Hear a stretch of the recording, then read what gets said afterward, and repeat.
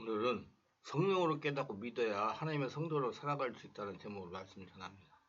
하나님은 고린도전서 3장 16절에서 너희가 하나님의 성도인 것과 하나님의 성령이 너희 안에 계시는 것을 알지 못하느냐 말씀을 하십니다. 하나님의 성도로 하나님의 집으로 살아가려면 하나님에 대하여 성령으로 깨닫고 믿어야 됩니다. 하나님은 누구인가? 어떤 분인가? 뭘 하시는 분인가? 지금 어디에서 역사하고 계시는가?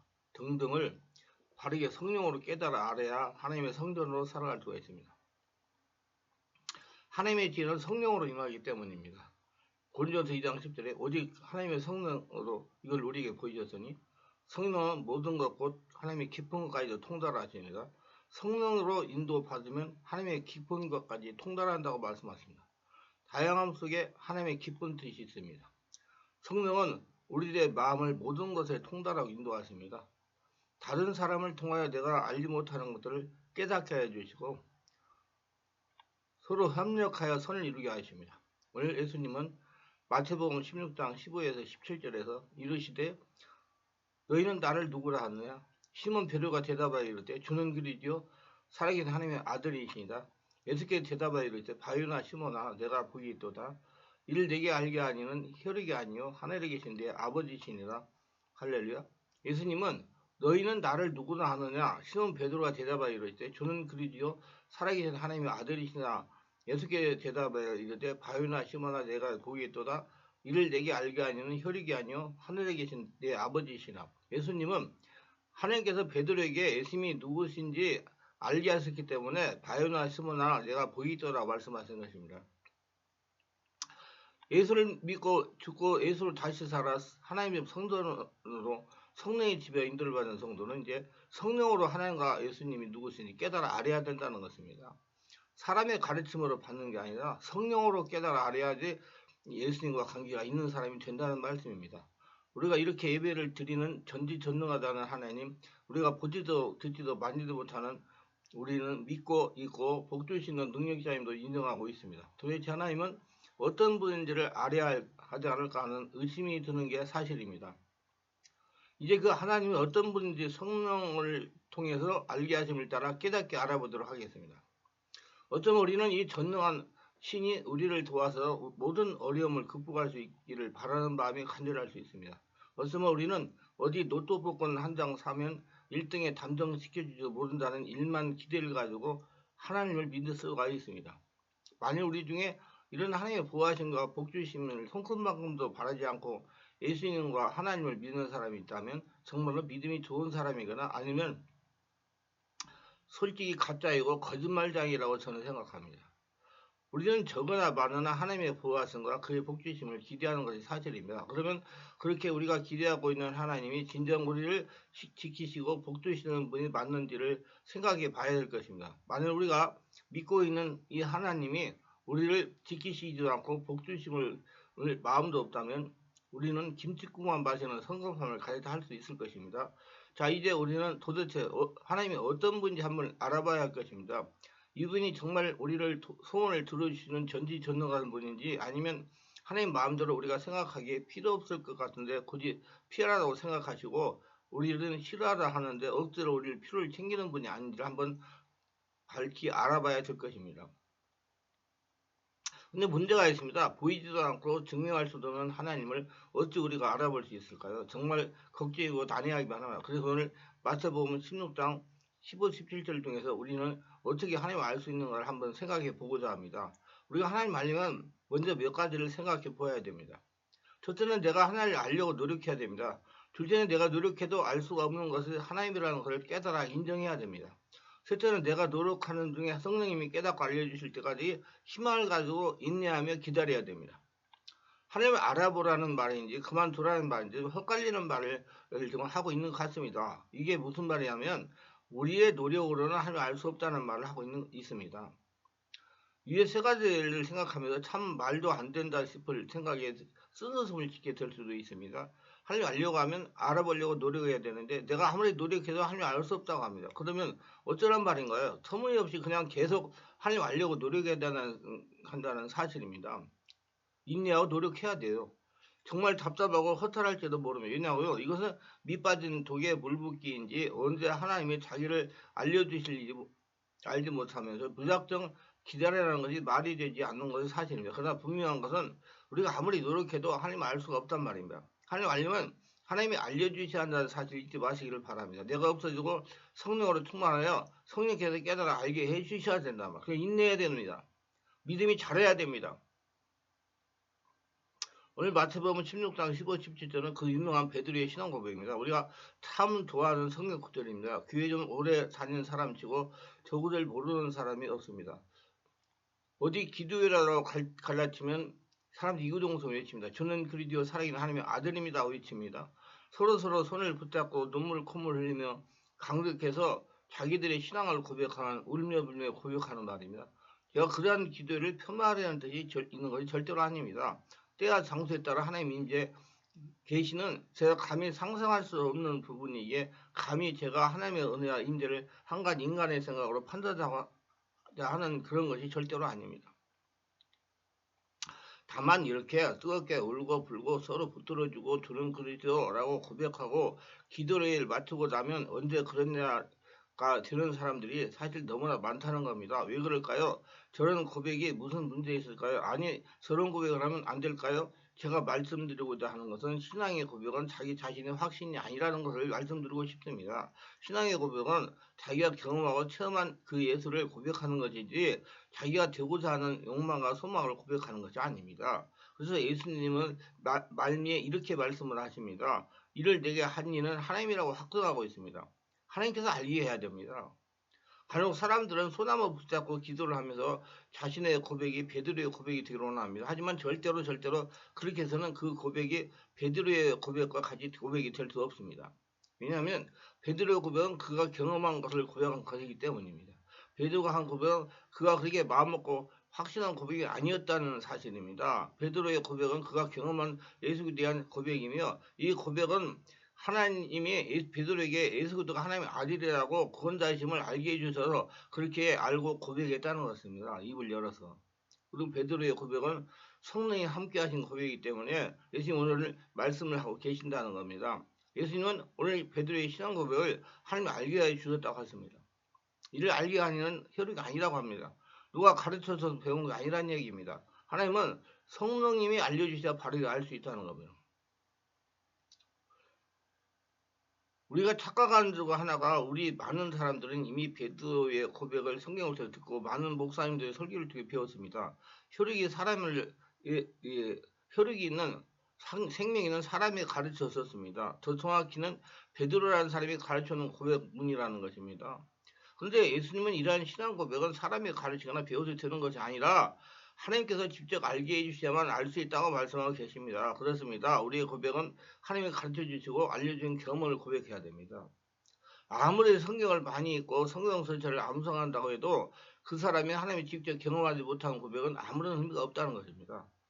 그래서 이제 우리는 예수 믿고 죽고 예수로 태어나 성령의 집 인도받는 사람들은 하나님께서 직접 알려주시는 걸로 깨닫고 알고 따라가야 된다는 얘기예요. 우리 신앙이 발전해야 된다는 얘기예요. 우리 고백은 하나님이 알려주시고 가르쳐주는 그 고백을 해야 된다는 사실입니다. 그 고백은 각 사람마다 모두 다릅니다. 절대로 같을 수가 없으며 표현은 같을지 모르지만 각 사람에게 주시는 하나님의 가르침은 천차만별인 것입니다. 우리는 하나님을 알려고 노력합니다. 할 수만 있다면 할 뵙고 싶고 손잡아보고 싶고 하소연함도 하고 싶고 응석도 부리고 싶습니다. 위로도 받고 싶은 것입니다. 전지전능한 창조들을 만나서 기뻐서 자라는 존재가 하나님을 만났다 자라는 걸 남기고 싶을 것이며 실제로 그러한 일이 일어날 수 있습니다. 그러한 일이 일어나야 됩니다. 우리는 하나님을 직접 만나야 됩니다. 그리고 그 만남의 감격과 감동을 사람들에게 전해야 됩니다. 우리는 살아계신 하나님을 직접 만나야 됩니다. 안 만나면 우리가 믿는 믿음과 신앙은 거짓이 됩니다. 우리가 눈으로 보고 손으로 만지는 만남을 할 수 없지만 우리 속에 성령이 오셔서 하나님을 만나는 그 감동을 우리는 반드시 확인해야 된다는 사실입니다. 하나님을 만나면 됩니다.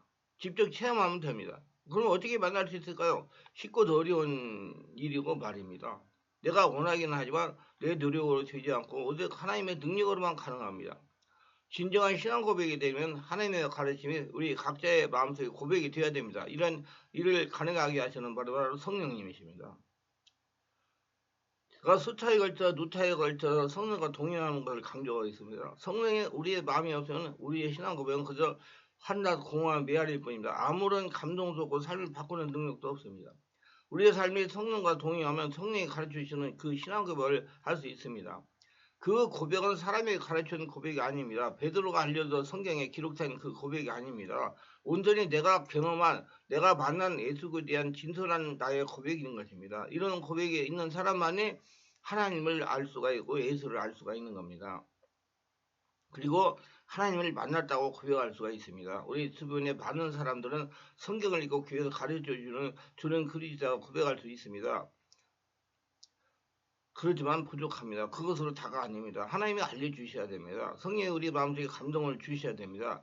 그래야 우리 신앙 고백이 진정한 신앙 고백이 될 수 있다는 겁니다. 인간이 하나님을 알 수 있는 방법은 성령이 알려주셔야 가능하다는 걸 말씀드리고 싶습니다. 그래서 성령으로 충만 받아야 돼요. 그럼 충만 받으면 성령 세례받고 다시는 없어지고 성령이 주인 돼야 돼요. 그래서 우리가 경험하고 만난 그 예수님을 그 하나님을 고백해야 된다는 사실입니다. 베드로의 고백은 하나의 사례입니다. 하지만 그러한 고백이 진정 나의 고백이 되어야 한다는 사실을 잊어서는 안 됩니다. 그렇지 않다면 우리의 믿는 믿음은 거짓 믿음이 될 수가 있습니다. 이제 우리가 믿는 믿음이 진정한 믿음이라면 우리는 베드로의 고백과 같은 고백을 우리 삶 속에 적용할 수 있어야 될 것입니다. 아직은 우리가 서툴고 부족할지 모르지만 우리는 신앙의 고백을 우리의 삶에 적용해야 살아만 합니다. 그건 내가 하려고 해서 되는 게 아니라 자꾸 성령님도 따라가다 보면 성령께서 그렇게 되도록 인도하십니다. 사람들은 고난과 역경을 극복하고 버텨낼 때 성취감을 느끼고 뿌듯해한단 말입니다. 마냥 좋은 날 좋은 시절이면 잡생각이 드는 게 사람의 본성이라 합니다. 세상 생각 들고 세상 따라가고 하나님을 멀리하고 우리들의 믿음이 진정한 믿음이면 고난과 역경을 버텨내야 됩니다. 인내하고 이겨내야 돼요. 과연 우리는 어떻게 그 어려움과 역경을 인내하며 견뎌낼 수가 있을까요? 그 인내하고 견뎌내는 힘은 과연 무엇일까요? 그 해답은 바로 예수 그리스도이십니다. 바로 그 예수 그리스도가 구원자임을 고백하는 그 마음에 바로 희망이 있습니다. 왜일까요? 그 고백은 하나님이 알게 해주셨기 때문입니다. 하나님을 알게 되면 우리는 진정한 희망을 깨닫게 되기 때문입니다. 우리에게 희망은 하나님이십니다. 또 예수님이십니다. 또한 구세주 예수 그리스도는 그분이 없다면 우리에게는 희망이 없습니다. 그 희망을 알려주신 분이 바로 예수님입니다. 그 희망을 가지고 살아야 됩니다. 그래서 고난과 역경을 버텨낼 힘이 생깁니다. 오늘 성경 말씀에 베드로의 신앙 고백에 대해서 예수님은 이를 알게 하니가 혈육이 아니고 하나님이라고 말씀하고 있습니다. 무엇을 말하고 있습니까? 내가 스스로 알고 깨닫고 알아내는 것이 아니라는 얘기입니다. 하나님이 알게 해주셔야 우리가 하나님을 알고 하나님의 존재 자체가 우리에게 희망이 되고 우리가 그 희망을 가지고 인내하고 또한 하나님의 영인 성령이 우리와 함께 하셔서 우리에게 이 세상을 살아갈 힘과 용기를 주신다는 얘기입니다. 우리의 믿음이 자기 확신이 되어서는 아니 됩니다. 우리가 성령의 등으로 성령께 깨닫게 해주시고 바로 알게 해주시는 대로 그 확신으로 우리는 살아야 됩니다. 오늘 우리들은 베드로의 고백을 살펴보았습니다. 우리가 너무나 잘 알고 있는 고백입니다. 우리가 이 구절을 외워서 입으로 고백할 수는 있지만 하나님이 알게 하셔서 고백하지는 않는 고백을 하나님이 아무런 관계가 없다는 사실을 알게 되었습니다. 그래서 하나님은 직접 만나지 않는 고백은 알게 하시게 해주시지 않는 고백은 하나님과 아무런 관계가 없다는 사실이 중요한 사실입니다. 그렇기 때문에 여러분 성령으로 직접 깨달아야 된다는 얘기예요. 분명히 알아야 할 것은 요한복음 2장 19절 21절에 예수께서 대답해 이르시되 너희가 이 성전을 내가 4일 동안 일으키리라. 유대인들이 이르되 이 성전은 46년 동안 지었거늘 내가 3일 동안 일으키겠냐 하더라. 그러나 예수는 성전된 자기 육체를 가리켜 말씀하신 것이라. 죽은 자 가운데 살아선 후에 제자들이 이 말씀하신 걸 기억하고 성경과 예수께서 하신 말씀을 믿었더라 그랬어요. 마태복음 15장 6절에 내가 너에게 이르니 성전보다 더 큰 이가 여기 있느니라. 여러분 예수님이 성전보다 더 크시단 말이에요. 우리가 성전보다 더 커요. 그러니까 예배당이 큰 게 아니라 여러분이 더 크다는 얘기예요. 그러므로 오직 예수 그리스도라는 문을 통해서만 성전이 되는 것입니다. 문이란 안쪽과 바깥쪽을 구분하는 겁니다. 예수 그리스도를 기준으로 아는 구원, 밖은 심판 가운데 있는 상태를 나타냈습니다. 그래서 예수 안에 들으면 구원을 받아요. 밖에 있으면 심판을 받아요. 예수 그리스도와 한 몸 된 성도가 하나님의 집이여 성전이 되는 것입니다. 예수를 믿는 우리가 성전이라는 말입니다. 그 요한복음 10장 7절로 그러므로 예수께서 다시 이르시되 내가 진실로 너희에게 이르노니 나는 양의 문이다. 나보다 먼저 온 자는 다 절도요 강도니 양들이 듣지 아니하니라. 내가 문이니 누구든지 나로 말미암아 들어가면 구원을 받고 또 들어가면 나오면 꼴을 얻으리라 그랬어요. 예수님을 통해서만 성전이 될 수가 있고 하나님의 누구신지 성령으로 계시를 깨달을 수가 있다는 얘기입니다. 요한복음 고린도서 3장 16절에 너희는 너희가 하나님의 성전인 거고 하나님의 성령이 너희 안에 계신 것을 알지 못하느냐? 우리 모두 살아계신 하나님의 집 선전으로 살아가시길 바랍니다. 이제 하나님과 예수를 사람의 가르침이나 자신의 지식이 아닌 성령의 가르침을 깨달아 밝히 알고 살아가야 된다는 얘기입니다.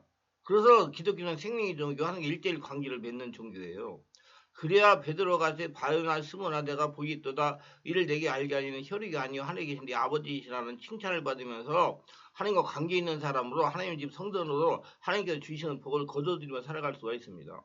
기도합니다. 오늘도 저희 설교 끝까지 들어오신 분들 축복하소서. 특별하게 구독수와 알림처럼 후원하신 분들을 기억하시고 성령으로 세례를 받고 영을 열려서 하나님의 성전에 대해 바로 깨닫고 살아계신 하나님의 성전으로 살아가며 자신이 하나님의 나라 보물이 되어 평생 하나님과 동행하며 하나님의 축복을 거둬들이며 살아가게 없어서 그래야 주변 사람들에게 역시 예수 믿으니 하나님의 복을 받아 살아간다는 걸 눈으로 보여서 그들도 예수 믿도록 인도하는 복된 자가 다 되게 하소서. 예수님의 이름으로 기도합니다. 아멘.